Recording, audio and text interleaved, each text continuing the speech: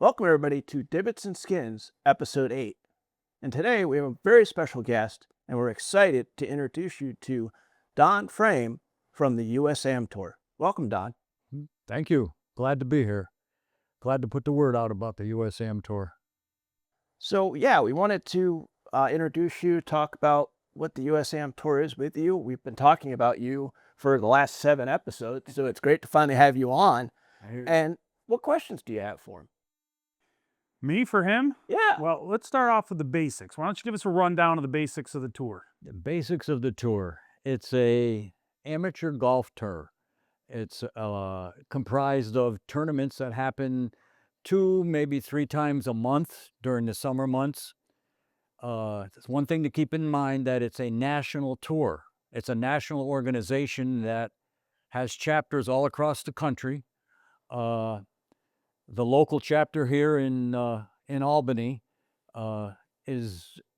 we try to keep everything within, say, an hour ride. Probably the longest one away that we've ever had was Turning Stone, and that's like an hour and 40 minutes from Albany. And it's for amateur players. And everybody says to me, the first thing they say is, I'm not good enough to play amateur golf, but you are. I have a 20 handicap. I have won tournaments with a 99, a 97. If you can hit in the 90s or even 100, trust me, you can play in this tour. It's really fun. It's comprised of 6 different flights. I say I'm a 20 handicap and I hit a 99. There is another flight that goes from like a 20 handicap to a 16, and a 16 to a 12, and a 12 to I think it's a 12 to an 8, and then an 8 to a 6, and then there's a championship flight, which are scratch golfers. So regardless of how good you are, there's a place for you in the USAM Tour. And I can't tell you enough, if you enjoy playing competitive golf, you got to give it a try, because I joined another tour a few years back, and I went through the same thing. My buddy texted me, said, hey, did you see this online? This tour is starting, a golf tour, amateur tour. And I'm like, I'm not good enough to play in that. You got to be kidding me. I'm not going to waste my money and do that. And it was like, finally, he talked me into doing it. I put up the money. You have to register first. It costs like $100 to register or something in that range. And then you pay for a specific tournament and you go play it. And the very first tournament I played was at Saratoga Spa. And I'm telling this story because there's a important spot in here. I went out in the front 9, and at that time I had like a 16, 17 handicap. I go out on the front 9 and I hit a 48. And I am totally upset. I'm like, look, you got me involved in this, and I'm out here playing like crap. I said, I knew I shouldn't. And he says to me, and he picks up his phone and he looks at his phone and he says, did you look at the score? And I said, what the heck are you talking about, the score? He says, they have online scoring. And I'm like, what are you talking about? He pulls up his phone, and somebody in your group puts the scores in after every hole. And I'm looking at this, and he says, you're in second place out of 6 guys. And I said, you got to be kidding me, with a 48? And it was like, really, I got a chance here. So I played I played the back 9. I was lucky. I buckled down. I hit a 40 on the back 9. I ended up with an 88, and I did win the very first tournament I ever played in. And that was it. I was hooked. And the best part to tell anybody that's never played in these is, when you start playing, it's like, I'm just going to play again. But once you start playing, in your head, it's like, I want to play better. I want to do a little more. I think I'm going to hit the range. I think I'm going to work on my swing. And I never did that in the past. I played in loops. I played in leagues my entire life. And you just go out and you hack the ball around. You really don't care if you play well, you don't play well. It doesn't really matter. Sometimes you're in a match in a league and you have fun with it. But when you play this competitive style golf, it just changes your whole attitude about golf. And I can't tell you enough to just give it a try, because it's a lot of fun. And the other benefits of this is, there's 6 flights, like I mentioned. The winner of each flight gets a trophy, and depending on how many people are in the flight, you actually win gift cards. The first play, if it's like up to, I think it's 6 players, they pay for 1 spot.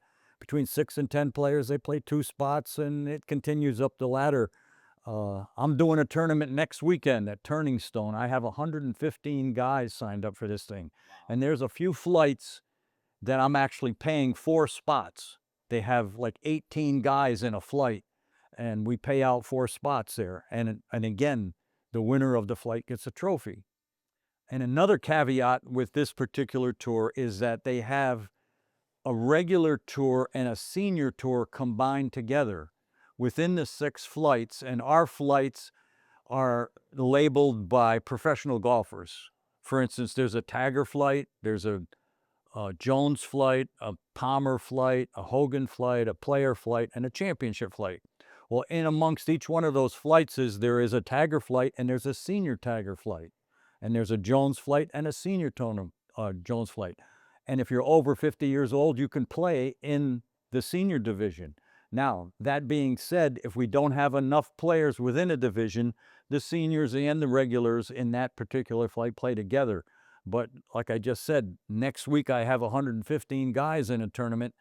I have senior flights and regular flights in all 6. I actually have 12 different flights going on next week. And I don't want to mislead you. We don't have 115 guys every weekend. We have one this weekend at Freer Park in Troy, and we have 16 guys at it.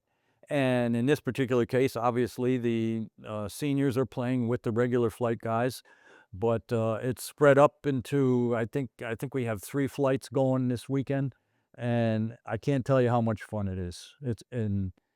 I'm trying to remember if there's anything else that I might have missed as far as the benefits of playing. Oh, one other thing. I mentioned how this is a national organization with chapters all across the country. When I started playing in that other tour, I started doing some regional tournaments, like they said. They have 2-day regionals all across the country. I've been able to play Innisbrook, Copperhead. I played Harbortown with the big lighthouse. I played Scottsdale, Arizona. I played Paynes Valley. I played all over the country. And it wasn't just going out and playing. I was playing in a tournament. And a few of them, I actually picked up a skin in one, and I made like $140 in that one. And they have side games. They have skins going on besides the regular tournament where you get a gift card for the win. And you can play all of, say for instance, you're going on vacation. You and the family's going to Florida, you and the family's got relatives in Michigan or somewhere else. If you're going out that way, take your clubs with you. I guarantee you could find yourself a tournament somewhere, because I think there's 65 or 75, I'm not sure, chapters all across the country. And it's all online. It's a great organization to get involved with. It's a lot of fun. I just can't tell people how excited I am about the whole tour in itself. You want to touch on real quick about what your individual tournament fees include? The tournament fees include online scoring. Obviously, to start with, it includes the golf, the cart, range balls if they have a range. And by the way, if anybody's listening to this and you are coming to Freer Park, they do not have a range. So there aren't any range balls involved in that one, but they have practice greens and chipping greens and that kind of stuff. But there is no, but it normally includes range balls, and it includes prize money. It includes the trophies. It includes online scoring. The whole organization of putting the tournaments together and everything else. There is a director fee that I get for holding I'm not going to blow smoke up anybody's butt here. I do get paid to do this. I don't get paid a lot, but it makes it worth doing it. And there's a lot of, what am I trying to think of? There's a lot of technical stuff that goes into managing the handicaps. It's not easy to do. And we try to regulate them as best we can with the national organization. They keep track of them pretty close.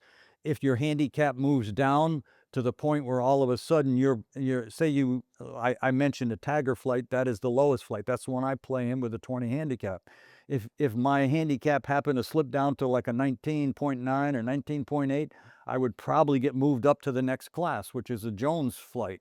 So depending on how good you're playing, and once you start playing, you feel you can play better, and you'll end up getting moved up a flight or two. And by the same token, if you're in one of the medium flights at a 16 handicap, and you play 3 or more tournaments and you're not playing well anymore, you can go back down a class.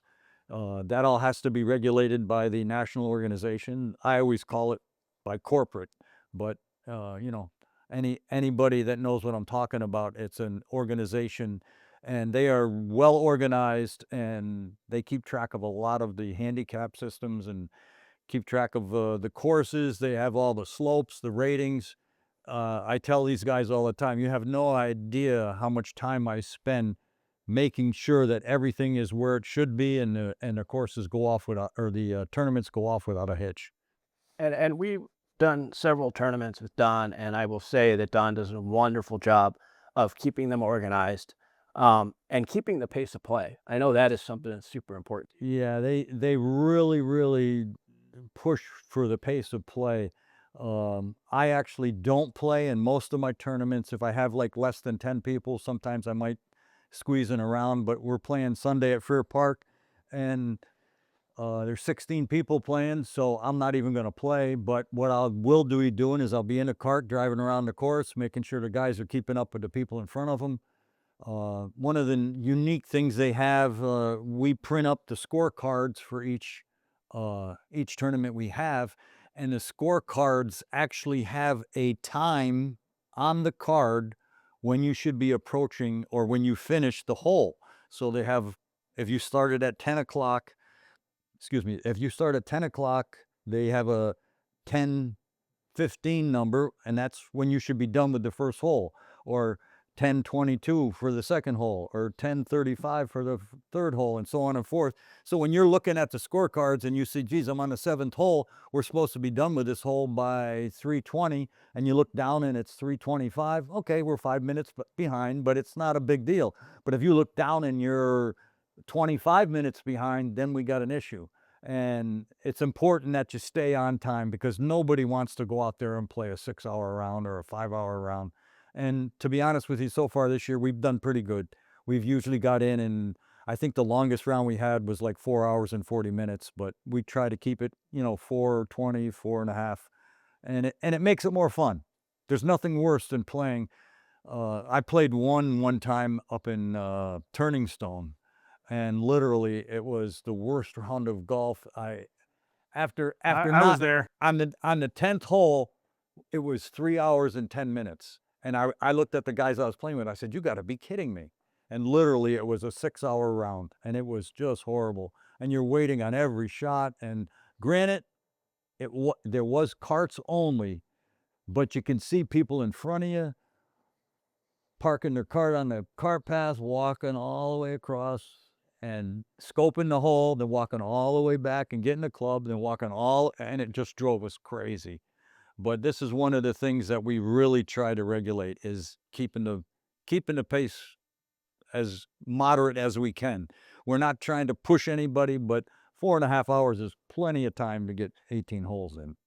So all of this that you're organizing and having people play leads to something towards the end of the year. And what is that? Yes, absolutely. When not only do you award prize money, but everyone that competes in any tournament gets points that go towards the year-end, I forget what they call, Order of Merit. Order of Merit, I think it's called, to where if you finished first in your flight at the end of the season, your registration fee for the following season is paid for. And you can qualify for a national tournament, which comes at the end of the year. And our season ends in September when they have the national tournament.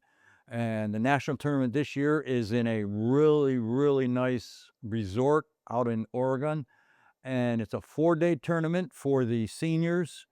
And I don't have the dates in front of me right now. And then there's a 4-day tournament the following week for the regulars. And it's a great thing to do, and you have to qualify for it. And to be honest with you, the qualification is basically you have to play in 6 tournaments throughout the year. The leader, I think it's the leader of each flight, gets an automatically qualified.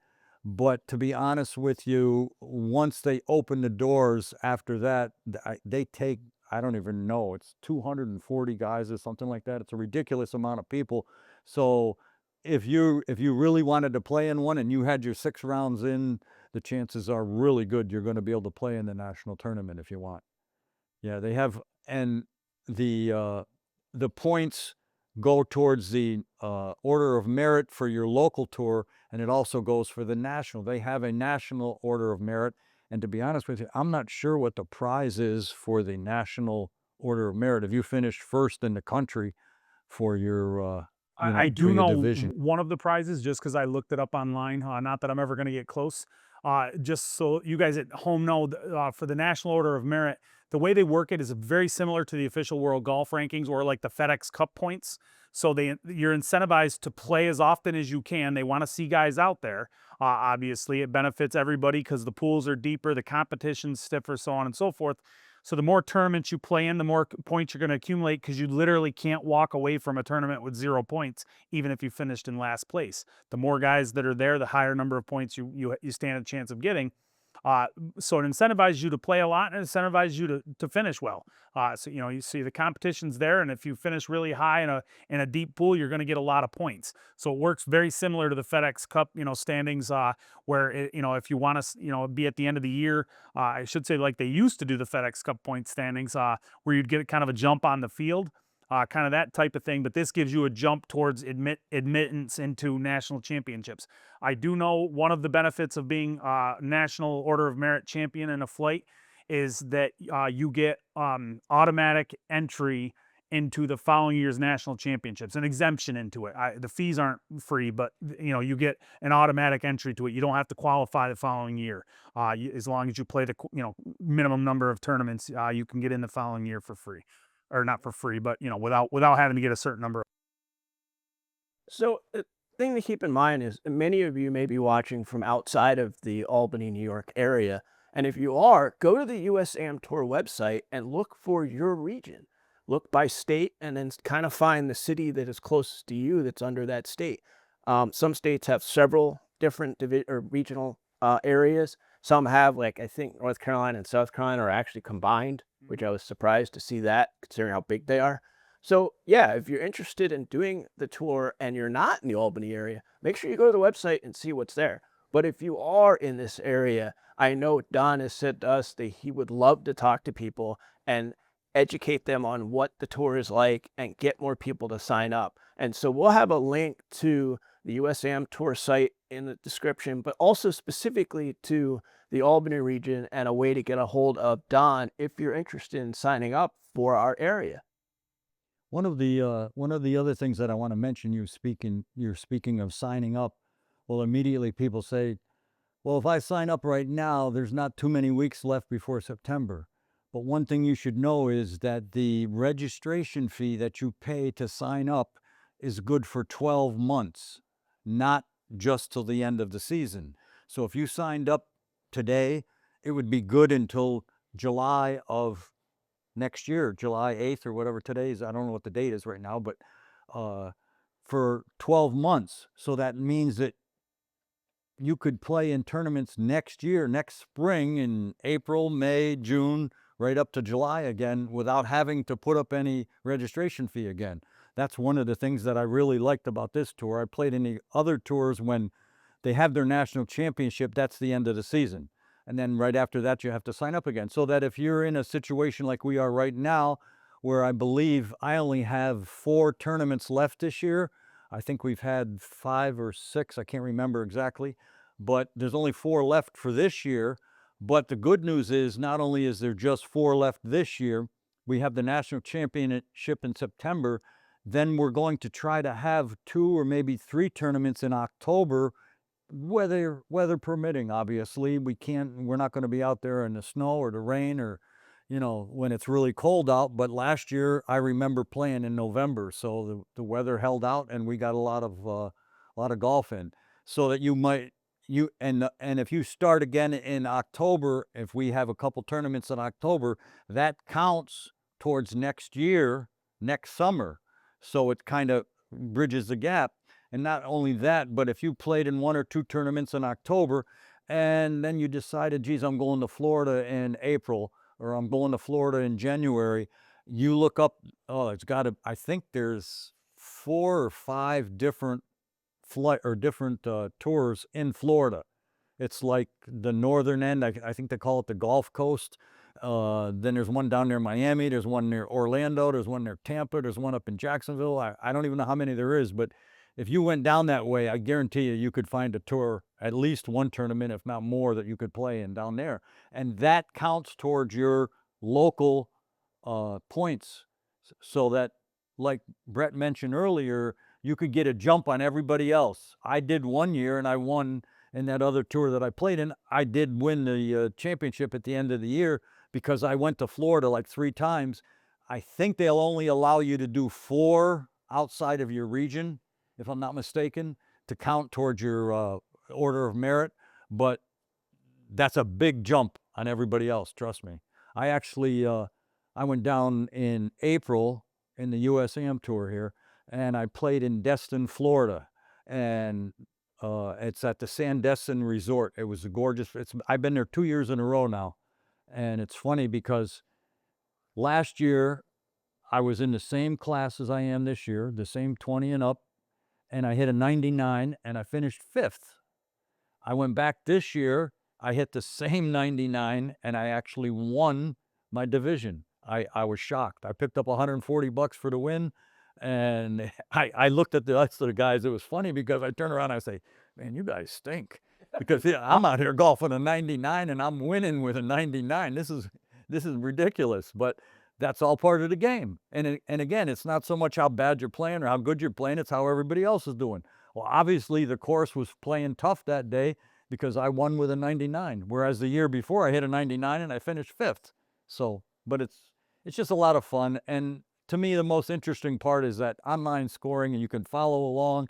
You can see if you're doing well. I try never to look because I kind of know when I'm playing, if I'm playing well, if I'm not playing well. And it's one of those things where, occasionally I'll like when I was down in Sandestin, playing Sandestin this time around, I got to the 16th hole and I wasn't playing well. I knew I was going to come in around 100, and I'm thinking, this is really bad. And I said, the heck with it. So at the 16th hole, I pull up and I look, and I'm in 5th place. Or I'm 5 points ahead of everybody in my division, and I'm about ready to hit 100 here. And I'm like, I said to the guy I'm with, I can't believe this. Like, I'm ahead by 5 strokes, and I'm golfing terrible. So what do? On 17 and 18, I triple bogey one and double bogey the next one, and I figured, well, that's my 5 points. I still won by 3 strokes with a 99. It's just, when you get in that, and again, you have to remember, you're in that division where guys normally hit bogeys and double bogeys. So you're not out of it. Even though you might hit a double or a triple, you could still stay in it because of the division that you're playing in. Now, granted, if I was in a division, you know, with an 8 handicap and I come in with 2 triples, I'm probably not going to win because these guys are going to get pars and they're going to win. Whereas, like I said, and again, I'm saying this because I'm emphasizing the fact that you don't have to be a really good golfer to compete in something like this. It's great for all levels, all competition. I can't tell you enough how much fun it is. And all genders, right? All genders also. This is a great tour for women. I've mentioned it. I'll let Don talk about it a little bit, how you're just as apt to win as a woman than as a man. Right. Absolutely. Brett's wife has won once, twice. She's won at least 2 or 3. I Two or can't three. remember. Good bike. She won 2 2 or in a 3 row. times this year, and she's beat the guys. Yeah. She beat me. I was in one of those times where she beat me. So, you know, it was just one of those things. And the women golf from different tee boxes. The average for my division, being the Tagger division, the lowest division, I believe the criteria is between 5,800 and 6,100 yards.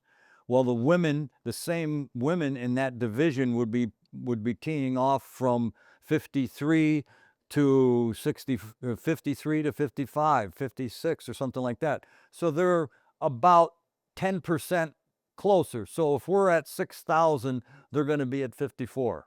So its average is about 10% less than the men.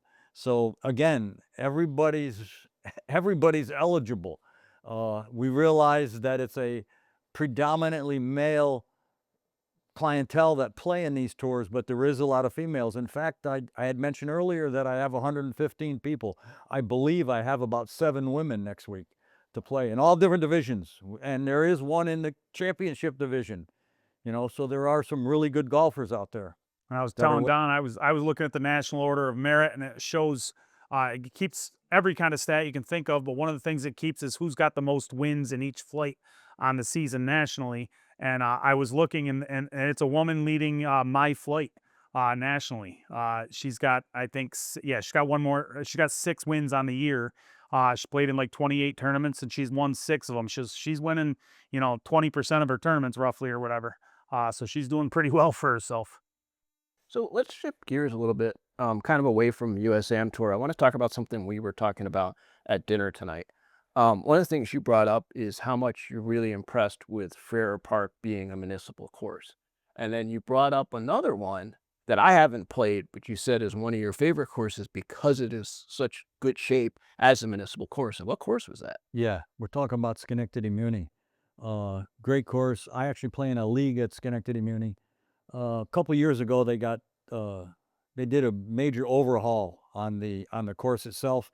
They put in irrigation from tee to green, and what a difference! The course is as green as it's ever been, and it's always been a good course as far as the way they keep the tee boxes, the way they keep the greens itself. It's one of the better courses around. And with the other one that you just mentioned was Freer Park. I'm so impressed with Freer Park because I heard, and again, don't quote me on this, but I heard that they got the superintendent from Shaker, I think, and the place has just been turned upside down. It's incredible right now. For a municipal course, between Freer Park and Schenectady Muni, they're two of the best around right now, as far as I'm concerned. So, and another thing that we got to do today is Don actually came and played Brookhaven today with us. Jeff was there. We've talked about Jeff and how positive he is always about everything. So the 4 of us got to play today, and we kicked your butt today. I got housed. Yeah, it was fun. Don and I were on a team, and then Brett and Jeff were on a team, and we had a chance to play as teams. And Don and I did really, really well. You were struggling a little bit today, but it's A Brookhaven. little bit's exaggeration, probably. I struggled a great bit, but it was still fun being out there. It's golf, so you guys all at home know that some days it's good, some days it's bad. I've had a lot of good recently, so I had to wash it out with some bad today, apparently. And as I told these guys, we're both going. Jake and I are going to the Freer Park tournament on Sunday. Super looking forward to it. I've just looked up my past rounds there. 50-50. I got 6 rounds, 3 of them in the mid to low 80s, and the other 3 are not good. We'll call them mid 90s, even though I think they're closer to 100. But they were ugly. But anyway, looking forward to the course. And so I told them today, I said, I'm glad I got all my good shots out today at my home course that I have a membership at, and get all the bad ones out of the way and hit good ones on the tournament this week. We are super excited to be with you doing this year. This is your first year running the Albany region, and we're super excited to see where it goes from here, where it grows. And I'm really looking forward to some of those October courses.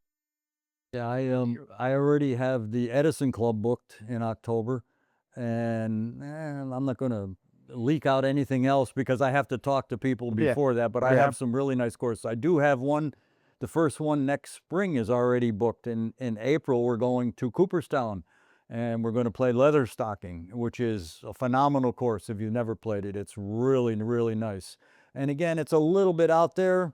It's probably an hour and 20 minutes away from Albany, maybe an hour and 30. But if you've never played it, you got to play it. It's one of the, for the longest time, it was my favorite course in the Capital District by far. It's a really nice course to play. And the cool thing about this tour in particular, with Don scheduling Cooperstown, made me think of it, is you can treat this tour like a destination type, golf outing. It's not just you have to drive, 4 hours or 3 hours or 2 hours or an hour or whatever, and golf you around and then turn around and drive back home. Cooperstown is, as most people know, is the Baseball Hall of Fame is out there. So if you want to spend a day at the Baseball Hall of Fame, you could go out and do the tournament one day, go have dinner or whatever, get a good night's sleep, and the next day go spend the whole day at the Baseball Hall of Fame.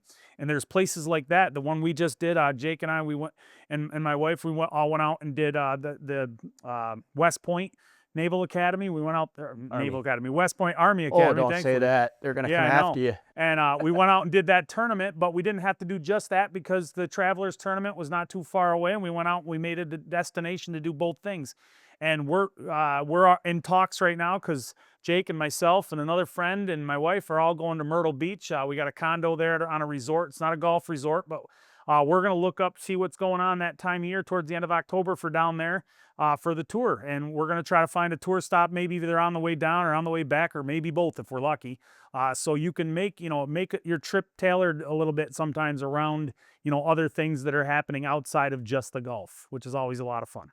Yeah. So again, thank you for stopping by. One thing Oh, I'd yeah, like to go ahead. mention before we wrap it up here is we spoke about Freer Park, and I spoke about the Turning Stone next weekend. I have a single day tournament on Friday, and there is actually a regional tournament at Turning Stone. It's been around every year. It's a big 2-day tournament. And if you know anything about golf, if you know anything specifically about Turning Stone, there's 3 courses out there. There's Shenandoah, there's Giluya, which it's kind of a weird name. It's an Indian name. Actually, they call it the K course. It's pronounced Giluya, but it's Kaluya, I believe. And then there's Atunya, which is the big course. That's the one where the PGA has played in the past. And that is part of the 2-day regional to play there. It's, if I'm not mistaken, it's about $350 right now to play Atunya by itself. And you can go out there and play in a tournament with Shenandoah and Atunya on Saturday and Sunday. My tournament that I have is on Friday. It's just Giluya.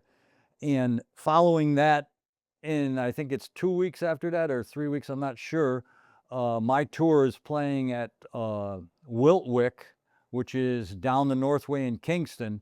If you've ever gone down the thruway towards New York City and you're going through Kingston and you see this golf course along the thruway, that's Wiltwyck. That's where we're playing. And it's a really nice semi-private course. And then the following week, I believe it's the 16th of August, we're playing at Windhurst, which has recently been renamed. I think it was called, I can't remember the name of it right now, but it's in Lenox, Massachusetts. Again, it's a semi-private course. It's not a course where you would normally go there to play, but the really nice courses that we've got lined up here just to complete this year. And Windhurst is going to be the last one for this season, because following that, within, I think it's like 3 weeks after that, is the Senior National out in Oregon, and then the regular National, and then come October, like I had mentioned, I have the Edison Club already booked for one date in October. So we're looking forward to next season, but this season isn't over yet. We still have 4 more stops this year. Yeah, that's a lot of golf still to be played this year before Nationals happen. So like Don was saying, if you're interested in signing up, you get that 12 months. So you could do these last couple tournaments with us and still continue to be part of the tour going through October and all the way back to July of next year. So I think that's a really good point. I didn't know that. I didn't realize that when you sign up, you get a full year. That's awesome. Let's not forget too that, Dom's we're going to have 10 events this year because you said we have 4 left. We've done 6 already. So we're going to have 10 events. He's not including, the ones that are within a easy drives range, like we did West Point, but, Turning Stone, which technically the 2-day is not part of, that's a regional event. It's not part of our local event. This is all stuff that you can still accumulate points at, towards your National Order of Merit or towards your local Order of Merit, and you can drive to these other tournaments. We have a bunch in New York State because we have a Mid-Hudson region, a Buffalo region, which I guess has kind of gone quiet for a little bit. Buffalo isn't around anymore, but the New York, it says Hudson Valley / New York City. They play a lot of their tournaments on the island, out on Long Island, but they play 3 or maybe 4 tournaments up like an hour north of New York City. I've played at Mansion Ridge. Actually, I'm playing at Mansion Ridge this Saturday. They have a tour there, and I'm going there to play. It's not my tournament, but I know the guy out of New York City, Christian. He's a great guy, does a great job with his tournaments. I'm going there to play Saturday. Earlier this year, like you guys mentioned, you went out to West Point and played. Earlier in the season, I played Rotella, and I can't remember where it's. Again, they're about 2 hours south of here.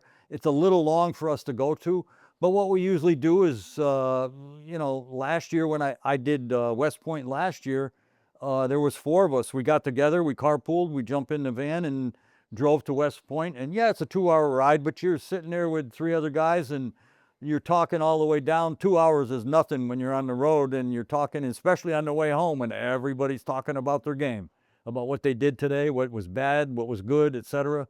And it's a lot of fun to do things like that. You know, we've played, I can't remember, I think it was Richter Park.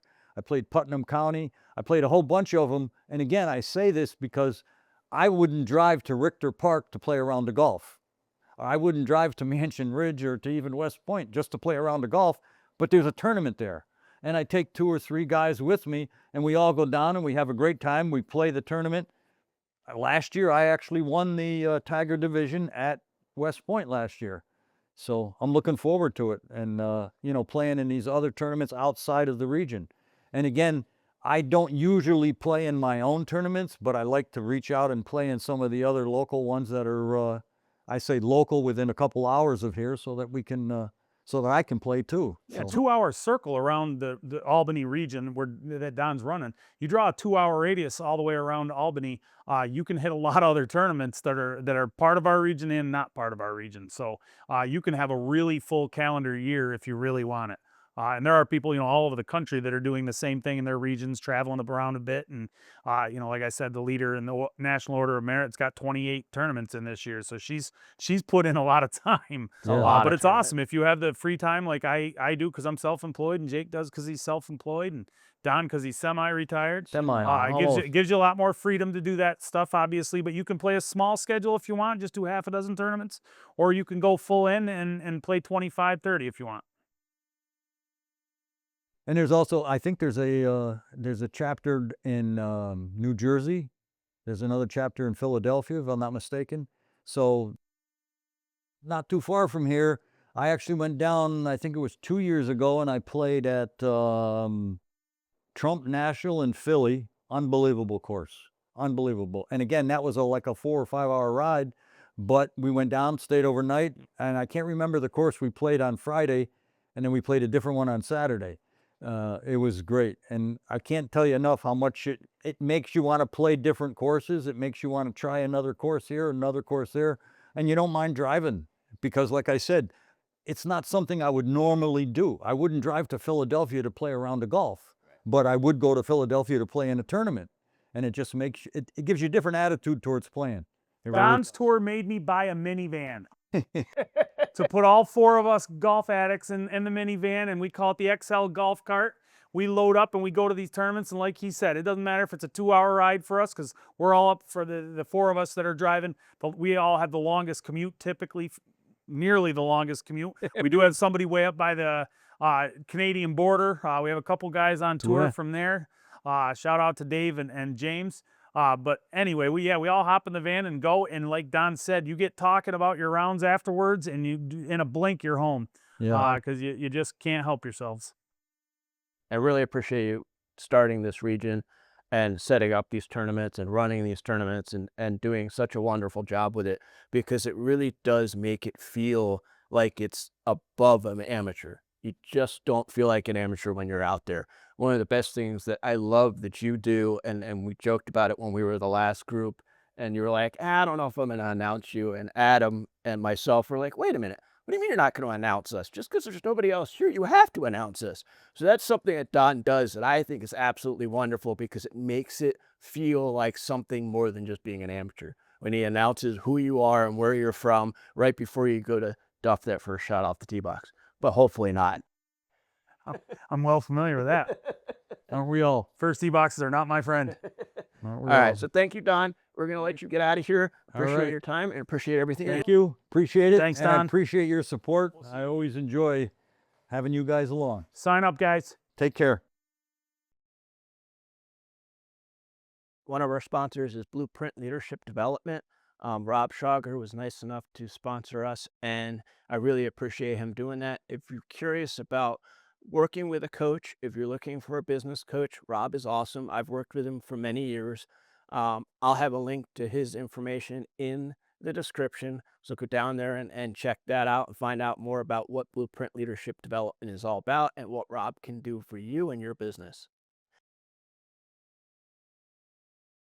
I also want to do a shout out to Luxury Box As I say every episode, it's where we get to record this. This is actually in one of the simulators that Dave has here at Luxury Box, and it's a great opportunity for us to showcase the room that we're in and showcase the screens and stuff like that. And eventually down the road, we hope to do more with the simulator to have some fun with people we have on the podcast. But thank you, Dave, for allowing us to come here to use this facility and to record the podcast here in this room. It's a great opportunity for us. But if you're looking for somewhere to swing when it's raining out or it's cold or it's the winter, the Luxury Box is the place to go. All right, so now that we had that great conversation with Don about the USAM tour, and we got to really hear what he has put together and what he's working on. Again, if you're interested in that, please check out the links in the description. It'll be to the USAM tour website as well as the Albany region, so you can see what that's all about. So now that we got that out of the way, what time is it? It's time for the rule of the day, folks. I got an interesting one for you. It's pretty obscure. It's not going to happen very often, but I thought it was pretty interesting when I looked it up. So normally in golf, you cannot hit a moving ball. So your ball's on the green, it starts to move because of the slope of the green or for wind or whatever. You would incur a penalty stroke normally if you hit the ball while it was in motion. There is one exception to the rule though. If you are in a hazard, for instance, you're in a small brook and the ball is rolling down the brook more or less, or at the edge of the brook, maybe there's some grass alongside the edge of it or whatever, and you deem that you can slash it out of the water while the ball's still moving, perfectly legal without incurring a penalty stroke. I want to see you do that sometime. I've seen plenty of people on the PGA Tour take off their shoes and socks and roll up their pant legs and hit out of hazards, both water hazards. Tom Kinn's got probably the most famous in the history of golf when he walked out towards where his ball was and he didn't realize that he was going to sink about waist deep in the mud. That's probably the most famous one I can think of. But I've never seen somebody hit a moving ball in a hazard area. So that would be pretty interesting. It is something I would try if the situation came up. Although I did damage my 60 the other day trying to do a similar thing. Ball was fixed in a position, but it was right up against some rocks underneath the grass at the edge of a creek, and I didn't see the rock and dented my 60-degree wedge. My wife's going to love me when I tell her I got to replace the head on that. So. Yeah, that was very difficult to hear and then see what happened. It's funny what you're talking about with the ball moving. So during one of the first PGA events this year, they were having so much trouble with the wind coming off of, I think, the ocean, that it was actually blowing golf balls that people had set, picked up their marker, and the ball would roll away. And it was because of the wind. And of course, they were very careful not to hit it. They didn't want to get that stroke, and they had to go to an official and be like, hey, what do I do? I can't get it to stay in place. And so that's really interesting that, yeah, you got to pay attention to that. If it starts to move, back away and let it do what it's going to do. Now, my question is, if it rolls, do you put it back? If the ball rolls while you're... Perfect example. You set it down on the green, and it's sitting there for a second, and the wind blows and blows it like a foot away from where it was. I would assume you then pick up the ball and put it back where it was. To the best of my knowledge, when the ball stops moving, you put it back to the closest place you think in proximity. You're supposed to, again, come to an agreement with the people, in your group as to where the ball previously was. I know I've seen instances where they've had to do that for drop purposes, whether a ball cleared the water before it went in or went straight into the water. They have to come to some kind of unanimous decision amongst the group as to where the ball should be placed for either a penalty stroke or, in the case of a moving ball on a green, it wouldn't be a penalty stroke. You just put it back. All right. And so that's our rule of the day. So this weekend, we've got Furrow Park on Sunday. This will probably be coming out after we've played that tournament. So we'll be sharing about that tournament in the next episode. And then we'll also be talking about some of the other courses that Don mentioned that we have coming up in the next several weeks and next month. We have 2 of them that we're looking forward to that he spoke about. And then we've got other trips that we're talking about doing in other places. Like we're playing Windy Hills tomorrow morning. Looking forward to that. It's more of a grip it and rip it course, which is something we have not had at Brookhaven. I will report that I played today. I played much better. I shot a 94 at Brookhaven. I was super happy with that. Still had some trouble with some holes, had some missed chips that I wish I could get back, a couple missed putts today that I really wish I could have back. But I felt like I was more in control of my game and the game wasn't controlling me. And I said Don has to be in my cart on Sunday. Unfortunately, he won't be, but Don is the most calm guy to play golf with, and I love it. But I just joked with him that, hey, I think I'm playing better because you're in my cart. So I don't know what was different today. I couldn't really tell you. I know that you came up to me at one point and said to me, I feel like you're more relaxed today. And I think it was. We had good time playing the 2 versus 2.